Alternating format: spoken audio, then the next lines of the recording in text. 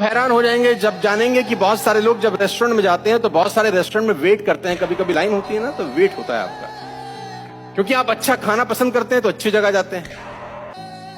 اچھے کپڑے پہننا پسند کرتے ہیں, اچھا جوتا پہننا پسند کرتے ہیں, آج کل تو ہیئر سٹائل بھی اچھا رکھنا پسند کرتے ہیں, سب اچھا پسند کرتے ہیں. تو جتنا بھی کام اپن لوگ کرتے ہیں وہ سب 99.9% گردن سے نیچے کے حصے کو چمکانے میں کیا جاتا ہے. We go to expensive restaurants,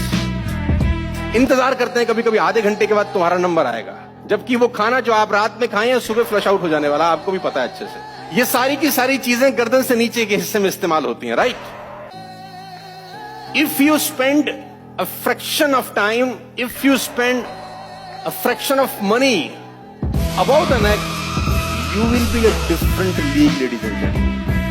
یہ میں آپ کو اپنے 22-23 سال کے تجربے سے بتا رہا ہوں کہ اگر آپ نے گردن سے اوپر کے حصے میں کچھ فریکشن آف ٹائم اسپینڈ کیا, کچھ فریکشن آف اماؤنٹ اسپینڈ کیا, اور آپ کا لرننگ ایٹیٹیوڈ جاری رہا, تو آپ کی جڑیں اتنی مضبوط ہوتی ہیں کہ کوئی آندھی طوفان برسات باڑھ آپ کا کوئی بال باقا نہیں کرتا.